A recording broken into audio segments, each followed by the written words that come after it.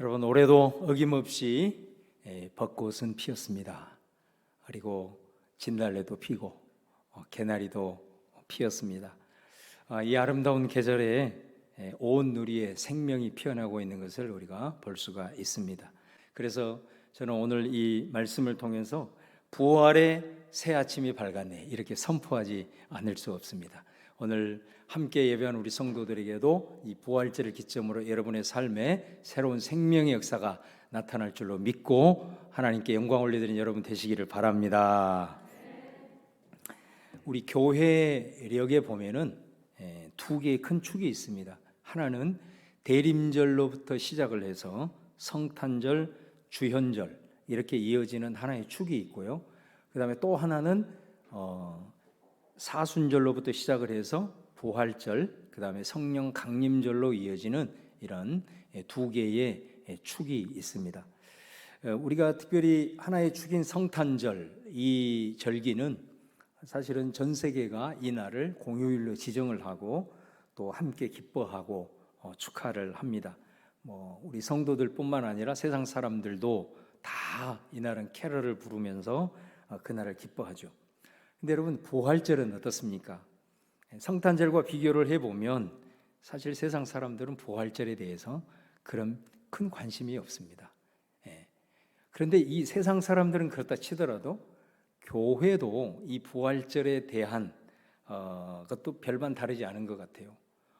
그래서 이게 부활절에 대한 그 기쁨보다는 그 부활절 이전에 40일 동안의 사순절, 그리고 고난주간, 이 부분에 우리가 온통 집중이 되어 있는 것을 우리가 이제 볼 수가 있습니다. 그런데 여러분, 사실은 이 초대교회, 교회가 처음 세워졌을 때 초대교회는 그러지 않았습니다. 초대교회는 부활주일로부터 성령 강림주일까지가 50일입니다. 그래서 그 기간을 오순절 이렇게 얘기할 수 있거든요. 우리가 부활절 기점으로 그 앞에 주님의 고난을 묵상하는 절기를 40일을 뜻하는 사순절이잖아요. 근데 부활절로부터 성령 강림하는 때까지는 50일이에요. 그래서 오순절 이렇게 말할 수가 있는데, 초대교회는 예수님의 부활절을 기점으로 50일 동안, 그러니까 주수로 따지면 7주 기간입니다. 이 기간을 기쁨의 50일이다 이렇게 불러가지고 그 50일 동안에는 마치 우리가 사순절을 지키는 것과 같이 절기로 지키면서 기뻐하고 주님께서 부활하신 이후의 여러 행적들, 도마에게 나타나신 것, 엠마오 제자들에게 나타나신 것, 그리고 베드로에게 나타나서 네가 나를 사랑하느냐, 또 예수님이 나중에 승천하시는 이런 내용까지 이 7주간의 기간에 부활의 역사들을 함께 나누면서 기뻐했던 것을 보게 됩니다. 재밌는 기록들을 보면은 이 50일 기쁨의 기간 동안에는 금식을 못하게 했어요. 금식을 못하게 했고, 그 다음에 또 우리가 참 하나님 앞에 슬퍼하고 또 회개하는 상징이 무릎을 꿇는 거잖아요. 그래서 기도할 때도 이 기간에는 초대교회는 무릎을 꿇지 않게 했습니다. 그 의미를 아시겠죠? 이 기간 동안에는 우리 슬퍼하지 말자라는 거야. 금식하지도 말고 무릎 꿇지 말고 부활하신 그 주님으로 인하여 우리가 감격하고 그 다음에 찬양하고 기뻐하자라는 의미로 이 50일의 기쁨과 감격을 온 성도들이, 그리고 온 교회가 함께 나누었던 것을 우리가 볼 수가 있습니다. 저는 오늘 특별히 2022년 부활절을 맞이하면서 우리 한 사람 한 사람, 또 우리 가정, 그리고 우리 교회 가운데 앞으로 50일 동안에는 정말로 이 부활의 기쁨이, 그리고 부활의 감격이 여러분의 삶에 녹아들어서 우리 안에 기쁨으로 충만할 수 있기를 바라면서 오늘 이 말씀을 선포합니다. 이 말씀 믿음으로 취하시고 여러분 가운데 이 놀라운 부활의 감격과 기쁨이 앞으로 50일 동안 그 이후에도 이어질 수 있기를 주님의 이름으로 축원합니다. 여러분, 이야기만 들어도 기쁘시잖아요, 그죠? 네, 그렇습니다. 특별히 저는 감사한 게 뭐냐면, 우리 꿈보다 해몽이 중요하다 그러잖아요. 어떤 사건이 있어도 그 사건에 대한 해석이 더 중요하다고 그러는데, 우리가 고난주간을 시작하면서 정말로 주님 부활절과 함께 코로나 극복되게 하시고 우리의 전 영역의 일상이 회복되게 하여 주시옵소서. 우리 그렇게 기도했거든요. 여러분도 기도했겠지만 우리 공동 기도문을 가지고 월요일부터 매일 새벽마다 이 기도 가지고 하나님 앞에 기도하며 올려드렸어요. 그런데 우리 지난 금요일 날 정부에서 발표가 나왔지 않습니까? 이제는 마스크를 제외하고는 모든 사회적 거리두기를 해제한다. 이게 여러분 생각했을 때는 뭐 때가 됐으니까 뭐 자연스럽게 됐겠지 그렇게 생각할 수 있지만 이것을 가지고 하나님 앞에 기도한 사람은 의미가 달라요. 하나님께서 우리에게 은혜 주셨구나. 이 부활절을 기점으로 해서 물론 이후에도 코로나의 잔상이 계속해서 여우는 남아가겠지만은 그래도 이 코로나를 극복할 수 있는 하나의 큰 전환점으로 하나님이 이 부활절에 한국과 전 세계 가운데 선물로 주셨구나. 할렐루야. 예, 얼마나 감사한지 몰라요. 감사하고 너무 그것이 기쁜 거예요. 그래서 제가 오늘은 우리 성도들과 이 기쁨을 함께 좀 선포하면서 나가야 되겠다 그런 생각을 했습니다. 자, 그래서 오늘 저와 여러분이 박수와 함께 함성으로 할렐루야를 부르면서 우리 한번 하도록 하겠습니다. 오늘 우리 함께 나갈 때 우리 안에 있는 우울한 마음들 떠나가고 바이러스의 기운도 떠나갈 줄로 믿습니다. 기쁨도 표현해야 배가 됩니다. 자, 오늘 이 시간에 우리 같이 우리 주님께 감사하면서 주님께 영광 올려드리면서 큰 소리로 할렐루야 하면서 우리 기쁨을 한번 표현하도록 하겠습니다. 시작. 할렐루야. 아멘.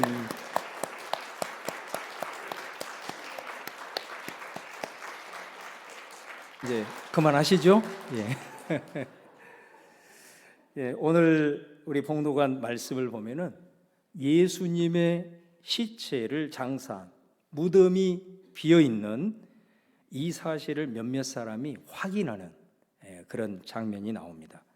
이 말씀 전에 요한복음 19장을 보면은 예수의 죽음은 이미 몇몇 군인들에 의해서도 확인이 되었습니다. 19장 32절 33절 말씀에 보면 군인들이 가서 예수와 함께 못 박힌 첫째 사람과 또 그 다른 사람의 다리를 꺾고 예수께 이르러서는 이미 죽으신 것을 보고 다리를 꺾지 아니했다. 이런 말씀이 있습니다. 그러니까 이미 예수님은 군인들에 의해서 십자가에 달리시고 죽었다는 것을 이제 확인하는 내용이죠. 또 예수님의 제자였던 아리마대 요셉이라는 사람과 그 다음에 니고데모라고 하는 사람이 예수님에게 사형 언도를 내렸던 빌라도 총독에게 가서 예수님의 시체를 우리에게 주십시오 하고 요청을 하게 됩니다. 그래서 빌라도가 그 시체를 주게 되고 바로 아리마대 요셉이 니고데모와 함께 예수님을 빈 무덤에다가 예수님을 이제 장사를 지냈던 것을 보게 돼요. 마태복음 27장에 보면 심지어 어떤 내용이 나오냐면 대제사장들이 빌라도에게 찾아갑니다. 찾아가서 예수가 살아생전에 내가 죽고 난 다음에 다시 부활할 것이다 라고 얘기를 했다는 거예요.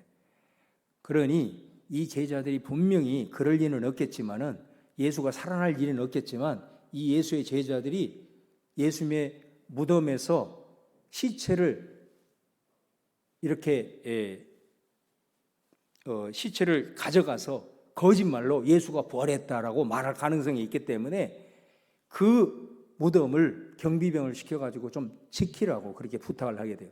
그래서 빌라도가 그 부탁을 받고 경비병을 지켜서 그 무덤에서 시체를 데려가지 못하도록 그렇게 하게 된 것입니다.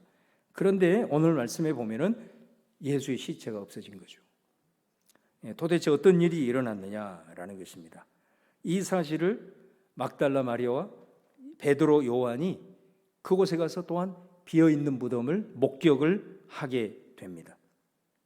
과연 왜 이를 일어났느냐? 설명할 수 없습니다. 그런데 성경은 기록합니다. 예수님이 부활하셨다고 그렇게 기록을 하고 있습니다.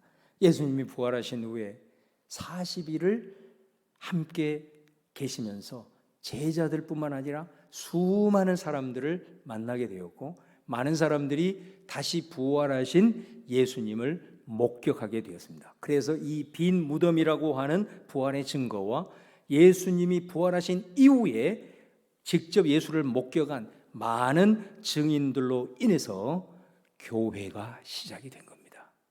여러분, 예수가 십자가에 달려 돌아가시고 부활이 없었다면 기독교는 처음부터 존재할 수가 없었고 할 필요도 없는 것입니다. 바로 이 부활 사건으로 인해서 교회가 세워지게 되고, 그리고 2000년이 지난 지금까지 수많은 핍박과 어려움 속에서도 이 교회가 든든히 세워져서 하나님의 나라를 위해서 사역하고 있는 것을 우리가 볼 수가 있습니다. 그렇다고 한다면 이 예수의 부활은 우리에게 어떤 의미가 있는가? 많은 의미가 있겠지만 저는 오늘 두 가지를 여러분에게 소개하려고 해요. 첫 번째는 뭐냐면, 예수님의 부활은 예수가 진리라는 것을 증거한다는 것입니다.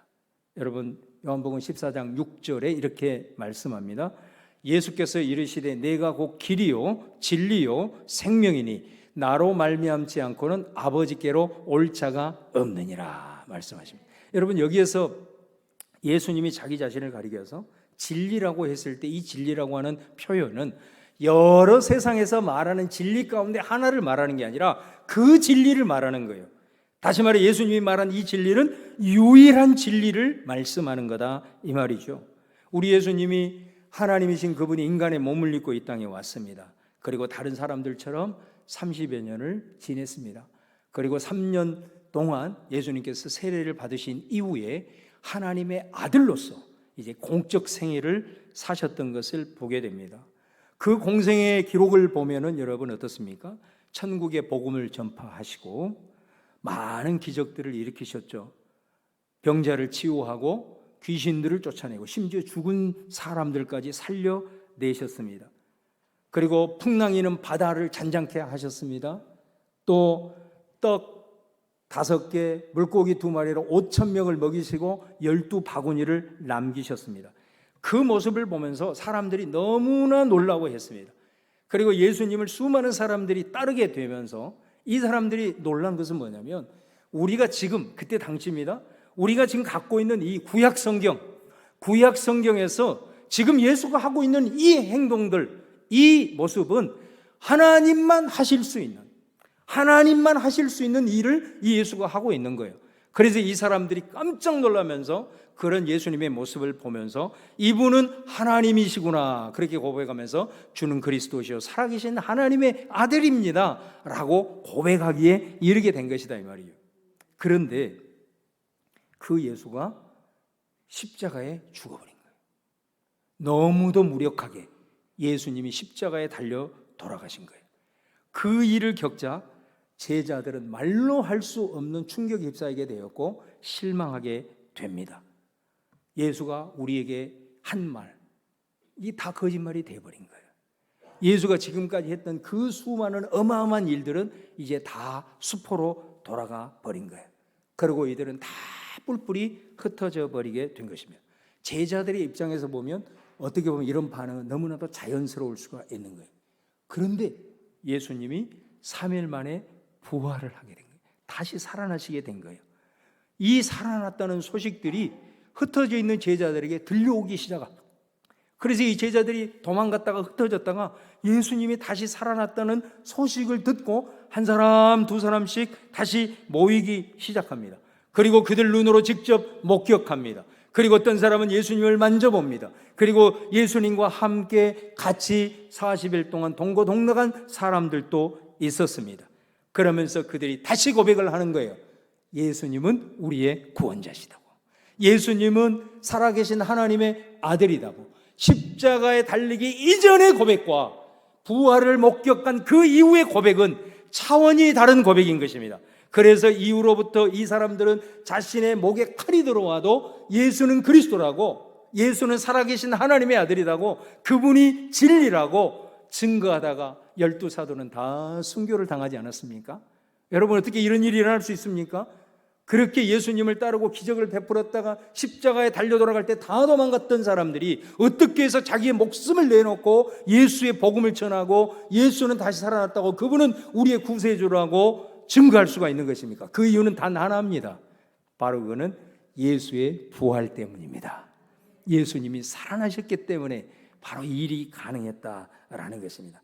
그래서 예수님의 부활은 예수님의 살아생전에 말씀하신 이 천국의 비밀과 그 다음에 그분이 일으키신 수많은 기적과 그분이 하신 말씀이 거짓이 아니라 바로 그것이 진리였고 예수님 그분 자체가 유일한 진리였다라는 것을 확실하게 증명하는 것이 뭐냐? 예수의 부활이었다라는 거예요. 그 다음에 두 번째는 부활은 십자가의 의미를 밝혀주는 것입니다. 예수님이 인간의 몸을 입고 이 땅에 태어나서 또 우리 사람들과 똑같이 사셨잖아요. 그래서 히브리서 4장 15절에는 이 예수님에 대해서 이렇게 표현합니다. 우리에게 있는 대제사장은 우리의 연약함을 동정하지 못하실 리가 아니요 모든 일에 우리와 똑같이 시험을 받으시듯 죄는 없으시니라 이렇게 말해요. 그러니까 그분은 우리 인간과 똑같이 울기도 하시고 배고프기도 하시고 그리고 피곤하면 잠도 주무시고 우리 인간과 똑같은 참 인간이었다라는 거예요. 그런데 뭐라고 얘기하냐? 죄는 없으시다 이렇게 말해요. 그런데 여러분 죄가 없으신 그분이 십자가에 죽은 거예요. 여러분 십자가는 당시에 어떤 사람한테 십자가를 지게 합니까? 일반 죄인이 아닙니다. 이 십자가는 완전히 중죄인입니다. 로마 당국의 반역을 일으켰다거나 말로 할 수 없는 살인을 저지른 이런 사람들에게만 십자가형에 처하는 것입니다. 그리고 유대인들은 구약 신명기의 말씀에 따라서 십자가에 달리는 자는 하나님께 저주받은 것이라고 생각을 합니다. 그러니까 죄가 없으시는 예수님이 십자가에 달려 돌아가니까 세상 사람들은 어떻게 생각하냐면 우리가 알지 못하는 어마어마한 죄를 저질렀을 것이다 다 이렇게 생각하는 거예요. 심지어 유대인들은 어떻게 생각하냐면 저 사람이 살아있을 때 많은 얘기들 진리라고 얘기했던 거 그거 우리 다 속인 거야. 그래서 하나님 앞에 저주받아가지고 나무에 달린 거야 이렇게 다 생각을 했다라는 것입니다. 그런데 여러분 예수님이 죽은 지 3일 만에 부활하신 거예요. 부활하시면서 이 사람들이 예수님이 십자가에 달린 것에 대한 전혀 다른 해석이 나오기 시작을 하는 것입니다. 그래서 사도 바울이 예수님의 부활을 통해서 십자가가 어떤 의미였는가를 우리에게 이렇게 선포하고 있습니다. 로마서 4장 25절 말씀에 예수는 우리가 범죄한 것 때문에 내줌이 되고 또한 우리를 의롭다 하시기 위하여 살아나셨느니라.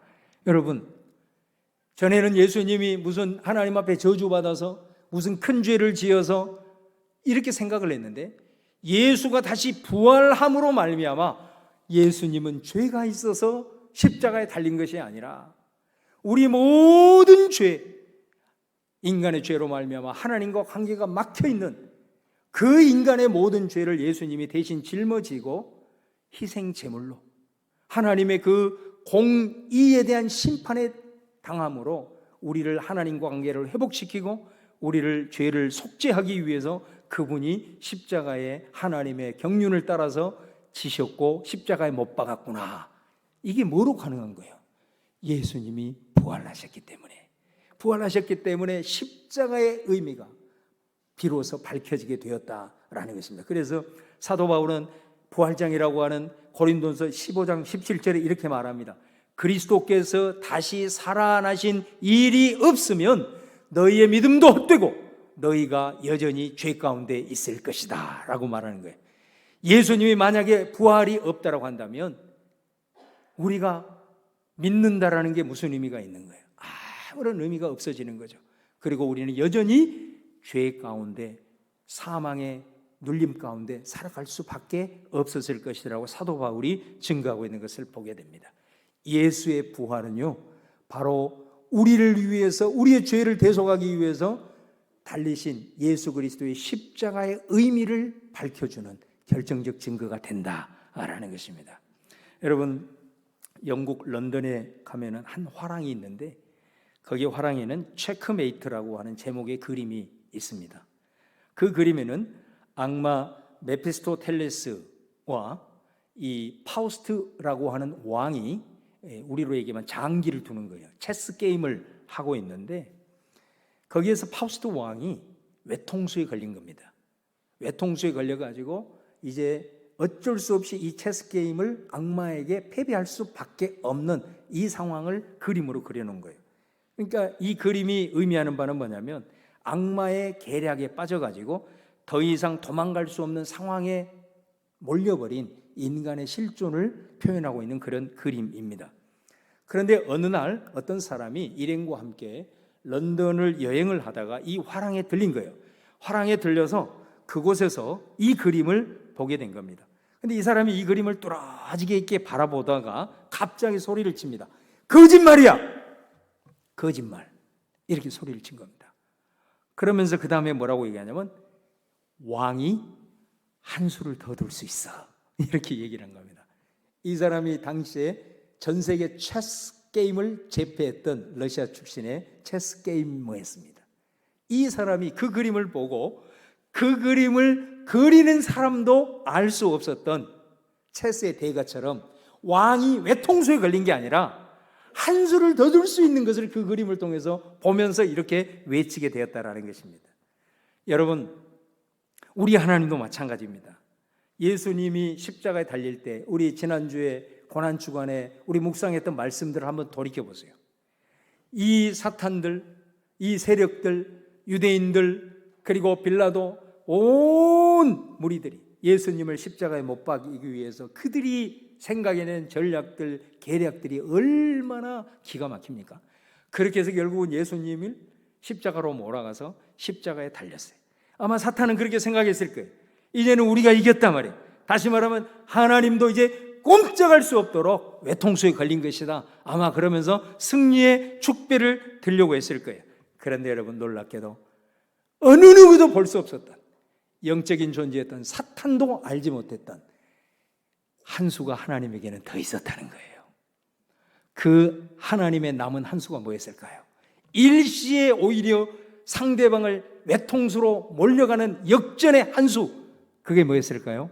바로 그것이 예수의 부활이었던 것입니다. 할렐루야! 예수의 부활, 예수의 부활. 하나님에게 남은 한 수, 신의 한 수라 그러는 거예요. 신의 한 수라는 말 아무 때나 쓰면 안 돼. 여러분, 우리가 코로나로 인해서 또 우리가 삶을 살다 보면은 우리의 삶의 자리에서 때로는 이렇게 외통수에 우리가 몰릴 때가 종종 있지 않습니까? 그럴 때 우리는 불안해하고 염려하고 너무나도 힘겨우면 이제 그냥 내려놔야 되겠다, 포기하기도 하고 절망하기도 하는 그런 상황에 내몰릴 때가 있습니다.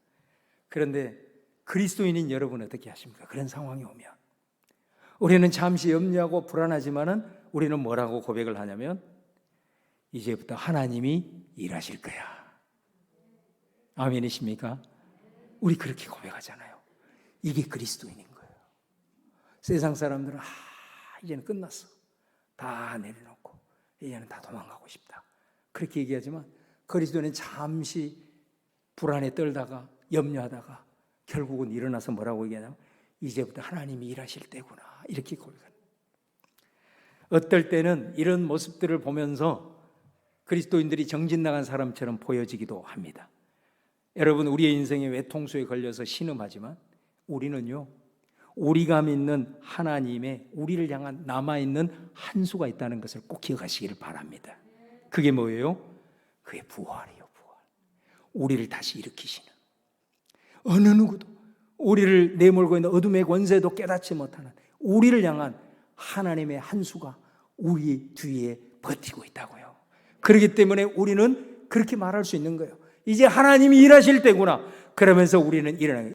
여러분, 우리 하나님께서 우리를 향하여서 가지고 있는 어떠한 절망의 순간 속에서도, 외통수의 상황 속에서도 하나님이 우리를 향한 그 마지막 남은 한 수가 있기 때문에 우리는 사망의 음침한 골짜기를 가면서도 다시 일어날 수 있고 다시 시작할 수 있고 하나님이 일하시겠구나 하면서 믿음으로 선포하면서 일어날 수가 있는 줄로 믿습니다. 여러분, 부활이 바로 이런 의미를 우리에게 주는 것입니다. 사랑하는 여러분, 오늘 특별히 오늘 세례식이 있게 되는데 오늘 세례를 받는 분들, 입교를 하는 우리 학생들, 세례를 받는다는 건 뭐예요? 이제는 이전의 자아가 죽는다는 거 아닙니까? 나의 옛사람은 죽는다는 거거든요. 예수님과 함께 십자가에 이제 달려서 나의 옛자는 죽는 거예요. 그러고 이제는 예수님과 함께 부활하는 거예요. 전혀 새로운 존재로 부활한다는 것이 세례 아닙니까? 그러면 그 부활의 의미가 뭐겠습니까? 우리가 부활로 인해서 다시 새로운 사람으로 태어난다라고 했을 때 바로 오늘 부활이 주는 이 메시지의 의미가 아니겠습니까? 예수 그리스도를 믿고 세례를 받는 우리는 뭐가 달라야 됩니까? 어떤 모습으로 우리가 거듭난 존재라고 말할 수 있는 겁니까? 외통수와 같은 상황에서도 하나님이 일하실 거야. 우리를 향한 하나님의 한 수가 남아있어. 그 믿음을 가진 사람이 세례받는 사람 아니에요? 예수 그리스도의 부활로 다시 거듭난 사람 아닙니까? 오늘 여러분 말씀을 믿음으로 취하면서 담대하게 여러분을 영혼을 향하여 그리고 어둠의 권세를 향하여 이 부활의 메시지를 선포하는 여러분 되시기를 주님의 이름으로 축원합니다. 그래서 오늘 정말로 오늘 이 말씀을 기점으로 해서 우리 이 코로나의 한 변곡점을 선물로 주신 하나님께서 앞으로 이후에 부활의 50일의 그 기쁨이 이어지는 동안 바로 이 말씀의 역사가 저와 여러분의 삶 가운데 펼쳐짐으로써 예수의 부활이 나의 부활이 되고 그리고 내 속에 세상이 줄 수 없는 기쁨과 평강을 맛보면서 그리스도인의 능력을 경험하면서 살아가는 우리 성도님들 다 되시기를 주님의 이름으로 축원합니다.